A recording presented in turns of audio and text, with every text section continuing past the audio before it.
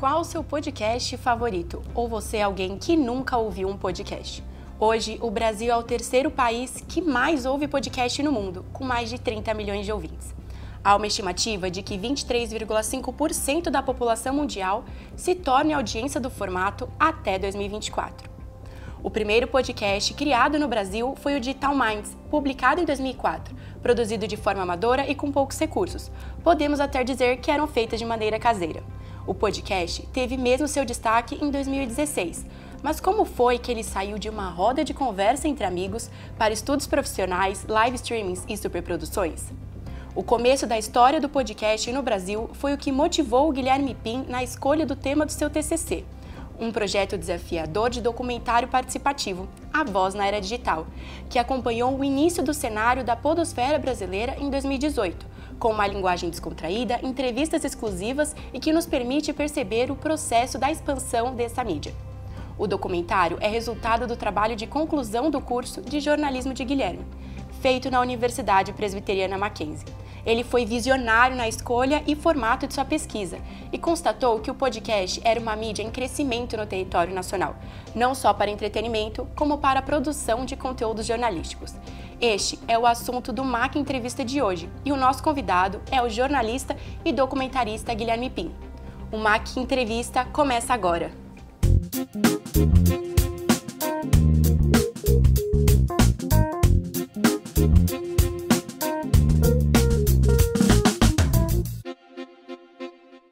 Oi, Guilherme, seja muito bem-vindo. Muito obrigada por ter aceitado o nosso convite. Olá, eu que agradeço chamar aqui para falar desse trabalho que eu tenho uma paixão enorme. Bom, a gente já sabe que o trabalho ficou incrível, a gente teve o prazer de assistir. Mas me conta, por que você escolheu esse tema para o seu TCC? O podcast sempre foi uma mídia que eu consumi, assim, acho que desde 2010, entrei na faculdade em 2015 ali, e desde 2010 é uma mídia que me acompanhava diariamente, porque era algo que eu gostava de consumir, gostava das conversas, não via aqueles debates em outros formatos, então acho que pelo fato de eu sempre ter acompanhado, vi ali uma oportunidade de falar sobre isso. Não foi o meu tema inicial, não vou chegar aqui e falar que foi o primeiro tema que eu pensei, mas foi o que eu melhor enxerguei uma oportunidade de desenvolver melhor ali, porque é uma mídia gigantesca já naquela época e que tinha essa oportunidade de crescer ainda mais, então vi ali uma oportunidade de desenvolver ainda mais o tema e apresentar para mais gente aquela mídia que eu gostava de consumir. Bom, e qual era a sua relação com o podcast, assim, antes da pesquisa? Antes da pesquisa era puramente consumidor, assim, e dentro dos podcasts, eles já comentavam um pouco sobre a história do podcast, então eu consumia sobre assuntos diversos, mas diante desses assuntos eles também falavam um pouco sobre a história. Então, na hora que eu comecei a fazer a pesquisa, eu de fato já conhecia grande parte ali das informações, justamente porque nas conversas, até explicando o formato para quem estava começando a ouvir, eles comentavam um pouco, né, de diferentes programas no caso. Então, era uma relação de pura paixão, eu acho que até falando do documentário, paixão à primeira escutada ali, e aí na hora da pesquisa fui me aprofundando mais naquilo que eu já conhecia. E como você teve a percepção de que o podcast era uma mídia em expansão, assim, e não só algo momentâneo? Eu acho que foi muito do que os produtores faziam, né? E do que os produtores faziam também. Sinto que o Digital Minds, que nasceu em 2004, no mesmo ano que o podcast foi criado lá fora, eu acho que isso já mostra como a gente aqui no Brasil já tinha uma visão um pouco mais visionária em relação a isso. E porque o podcast ele é uma mídia muito pessoal. Você escuta no seu fone de ouvido, você e os produtores de conteúdo. Então não é essa coisa de você ligar uma televisão e muita gente assistir junto, ou ligar um rádio e muita gente ouvir junto. É você e o conteúdo. Então isso mostra como o podcast ele tem uma força muito grande e na época a gente viu esse desenvolvimento. Né? Então eu comecei a escutar podcast em 2010 com o Nerdcast e em 8 anos, quando eu comecei a ouvir quando eu comecei a desenvolver o TCC, eu vi essa evolução gigantesca, tanto no formato que eles tinham, quanto em questão de merchandising. Então, deu para ver que o podcast realmente foi ganhando o mercado e, consequentemente, o público também. Então, deu para ver que tinha esse crescimento ali muito, muito grande. E na época da sua pesquisa, a gente viu no seu documentário que a burocracia, tipo, para a mídia do podcast atrapalhava o sucesso e também o baixo investimento, né? Total. E como você enxerga isso hoje, né? Porque você acredita que hoje os investimentos, eles alavancaram o podcast? Total.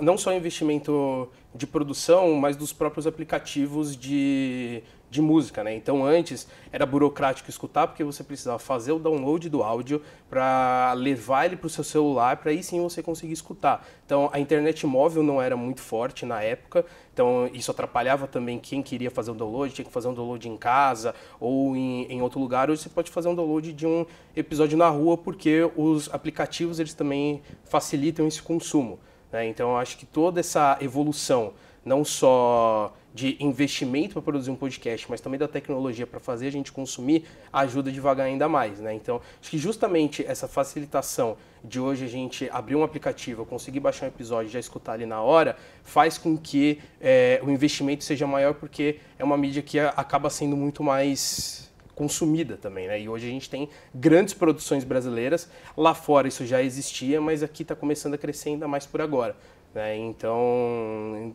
deu para ver essa evolução. Então aumenta a concorrência, né? Total, tem isso também. E como você se sentiu em conseguir trazer para o seu TCC pessoas tão notáveis na comunicação, né?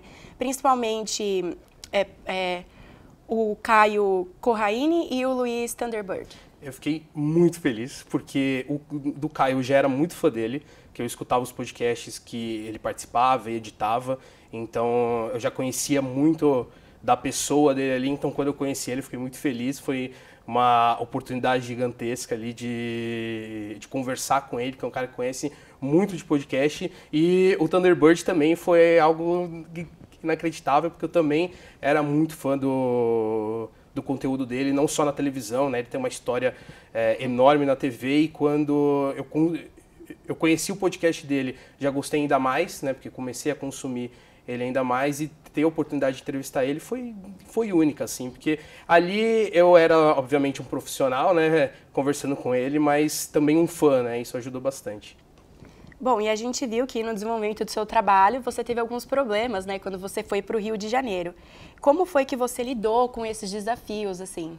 Olha, foi um nervosismo muito grande, porque, assim, foi um período que eu dediquei para viajar, para justamente fazer aquelas entrevistas, e aí no meio acabou cancelando uma, mas tive a oportunidade de fazer outras duas ali que foram muito boas. E o jeito é aceitar e conseguir se virar ali na hora, né? Não vou chegar e falar que eu tinha um planejamento, porque foi realmente ali na hora ter que pensar o que fazer, como mudar a estratégia, né? Porque você monta todo o roteiro ali com base naquelas entrevistas, e se você perde uma, você tem que fazer essas adaptações. Além da entrevista com o Elvésio do Podcastinadores ter sido cancelada, também teve uma mudança na gravação do Minuto.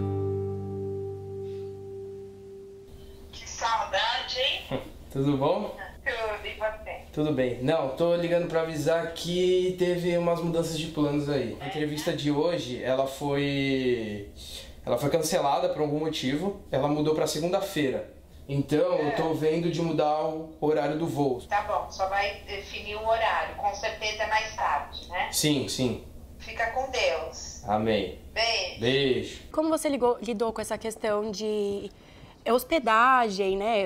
Porque você bancou toda essa sua viagem. Como foi que você lidou com isso? Olha, foi muito mais fácil, assim, porque eu fui com a minha namorada da época, e a gente meio que aproveitou para fazer essa viagem junto. Ela me ajudou bastante, então não fiz essa viagem sozinho. Ter esse apoio dela foi muito importante ali também, porque ajudou também a me acalmar na época. Então, assim, a gente alugou um hotel ali perto de onde eu ia fazer as entrevistas, e a gente aproveitou também para passar um tempo juntos ali, então foi um pouco mais fácil, mas também, lógico, tem todos os percalços da viagem, levar equipamento, com medo de perder coisa, então passar a madrugada copiando a entrevista que eu tinha acabado de feito. É engraçado porque a última entrevista que eu fiz 20 minutos antes do meu voo.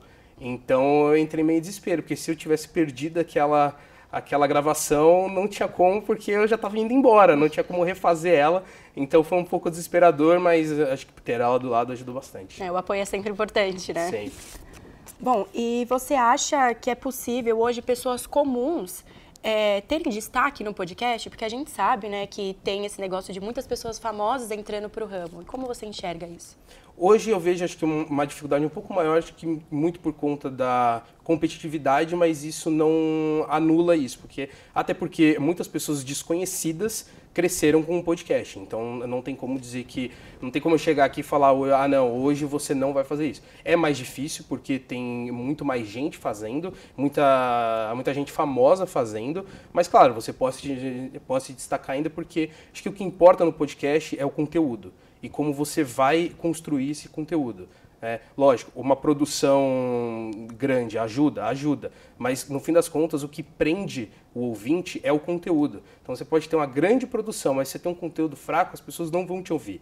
E você pode ter uma produção baixa, mas um conteúdo bom, as pessoas vão te ouvir. O Nerdcast cresceu assim, Rapadura Cast cresceu assim, então o conteúdo é o foco. Se você tem um bom conteúdo, você pode ser uma pessoa gravando um microfone de celular que você pode se destacar. Então você acredita que esse negócio de ter uma superestrutura não é realmente necessário? Assim, você pode começar e ter um bom destaque? Total. Assim, um exemplo que eu dei do Nerdcast, eles usavam um microfone de computador, aquele branquinho antigo, que eles colocavam num banquinho no meio da sala e todo mundo gravava em volta, e hoje é o maior podcast do Brasil. Então, assim, você pode começar de qualquer lugar e aí você vai evoluindo. Eu acho que é isso, você tendo um bom conteúdo, sabendo o que está falando, construindo um conteúdo bom, você se destaca. A gente vê isso em outras plataformas também, em live streaming, por exemplo. Você pode ter uma produção baixa, não ter uma equipe por trás, mas você tem um bom conteúdo, você é carismático,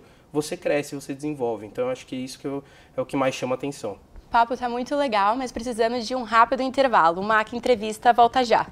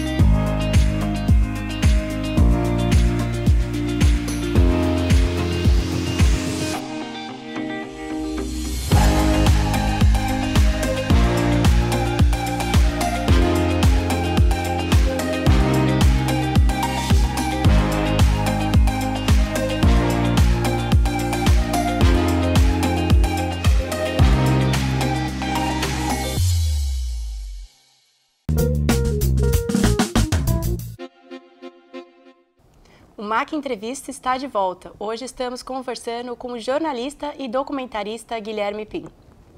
Bom, Guilherme, agora me conta, por que você escolheu fazer um documentário participativo e não um podcast? Vamos lá, essa pergunta acho que muita gente me fez e foi algo que eu pensei muito no formato, né? Porque eu queria falar de podcast, mas a ideia era explicar podcast para quem não ouve podcast. Então eu pensei, para que eu vou fazer um podcast, sendo que quem consome podcast já conhece o formato, já sabe como funciona, já meio que conhece um pouco da história, né? Porque como eu comentei, os produtores de conteúdo, eles explicavam um pouco como funcionava a mídia, e a minha ideia era passar essas informações para quem não consumia, era justamente explicar para quem não conhece podcast o que é o podcast. E o formato audiovisual, ele ainda tem um apelo muito forte. Na época, o podcast ele não era tão grande quanto é hoje, então a ideia era pegar uma mídia que já era conhecida e que o pessoal já consumia para explicar o que é essa outra mídia que os consumidores ainda não conheciam muito bem. Então, o formato audiovisual ele foi escolhido justamente para ter esse apelo para o público, né? Então, para acessar o YouTube e entender o que é o podcast e aí sim ir ouvir o podcast. Então, essa foi a ideia de fazer um documentário audiovisual, mas também pensar que esse documentário audiovisual ele pode ser escutado como um podcast. Então, pensei muito nesses dois formatos, de mostrar áudio na questão visual, mas também fazer com que esse conteúdo fosse consumido em formato de áudio também. Né? Então, foi um pouco dessa estratégia ali. Você pode descrever pra gente mais ou menos como foi a criação desse roteiro? A criação do roteiro, eu acho que foi uma das melhores experiências que eu tive, porque é justamente você colocar suas ideias no papel. No começo é muito difícil, porque você não sabe exatamente como estruturar aquilo, como encaixar as entrevistas, é um pouquinho complexo, mas quando você pensa no formato, aí ele flui mais rápido, né? Lógico, com os percalços no caminho, porque cancela a entrevista aqui, muda alguma frase ali, porque você tem que pensar no que o entrevistado vai falar, mas você também tem que pegar frases que você não esperava para encaixar ali. E como que eu vou encaixar ali? Então, existe um formato base em que você pensa na estrutura. Então, nesse primeiro ato eu vou fazer dessa forma, no segundo dessa e na terceira dessa. E aí você vai, lógico, improvisando muitas das vezes, porque você depende das respostas dos entrevistados, mas tendo essa base. Então, foi uma experiência maravilhosa ali, porque eu sempre gostei de cinema, então ter essa experiência de construir um roteiro para conseguir encaixar essas informações ali foi muito rico, então foi uma experiência única, assim, que eu ainda levo para o meu trabalho de hoje. Em relação às filmagens, como foi a questão dos equipamentos, o transporte, aí você escolher todos os ângulos? Olha, puramente, digamos assim, na essência do que é o podcast, nessa questão mais amadora, né? Eu tinha a minha câmera ali, que era uma câmera semi-profissional, minha namorada também tinha, então, nesse sentido, ela me ajudou muito com filmagens de 2 câmeras para ter planos diferentes.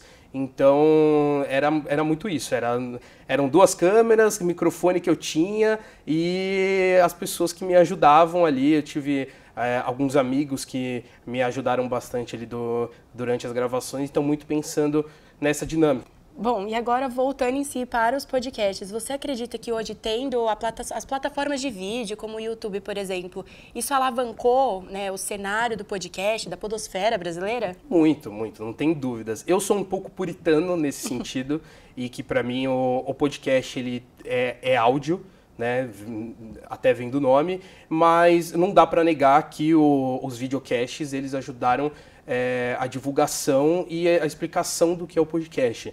Em 2019, a gente teve uma força que foi a Globo explicando em rede nacional o que é podcast, para divulgar o podcast do Zorra na época. Então isso já foi uma explosão, porque é a maior emissora de televisão explicando para todo mundo que é um podcast. E aí, a partir dali, eu acho que deslanchou, né? E aí veio pro YouTube com grandes produtores fazendo ali os seus mesacasts e tudo mais. Como eu falei, eu sou um pouco mais puritano, é um formato que eu entendo que ajuda a divulgar o que é o podcast, mas eu acho que acaba atrapalhando um pouco em outros sentidos, na questão de as pessoas agora elas acham que para produzir um podcast precisa de uma grande produção com 5 câmeras, um estúdio e grandes convidados, mas não é isso. O Nerdcast editou muito até agora, mas quero olhar para as câmeras, que eu vou fazer uma previsão. Olhando para as câmeras.